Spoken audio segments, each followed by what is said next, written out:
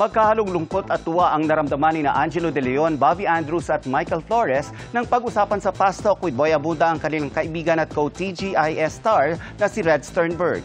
May reunion project daw sana sa ang TGIS at may plano pa raw si Red na magbalik showbiz. Makichika tayo kay Lars Santiago.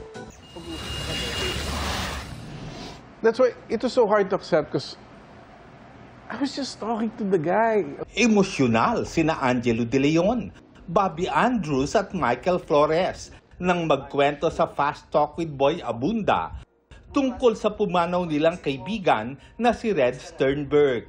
Huli raw nakausap ni Bobby si Red noong May 22, 5 araw bago pumanaw noong May 27. You know, he was working out. He was losing weight. He was very excited. He was very excited to come home. Bago raw pumanaw si Red, naghahanda ito na bumalik sa Pilipinas para sa 30th anniversary ng TGIS at para subukan ding muli ang pag-artista. Plano niyang bumalik dito. Plano nga niya mag-artista ulit. No, he was... Humingi pa nga na advice sa amin ni Bob, sino ba pwede kong kausapin.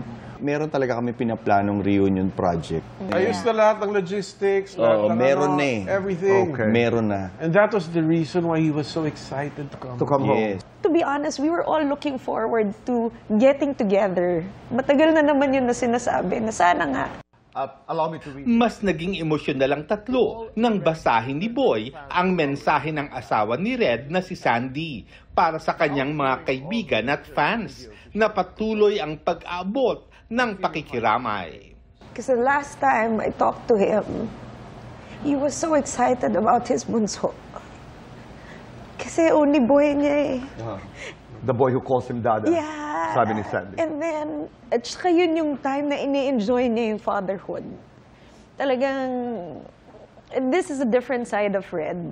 Pero napalitan ang iyakan ng tawanan nang alalahanin ang first impression kay Red at ang kakulitan ng kanilang kaibigan na tinawag nilang friend at brother. Masungit.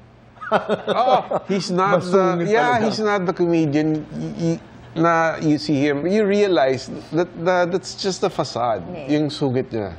But once you get past that, you couldn't ask for a more dedicated friend. Once na naging comfortable na sa'yo, si Red, ayun na. Talagang makikita mo na yung tunay na Red Sternberg. Kasi lalaki Kasi tahimik. Siyempre sa inyo, hindi. Hindi, di ba makulit na siya eh. Actually, siya na si Kiko. Lars Santiago, updated sa showbiz happenings.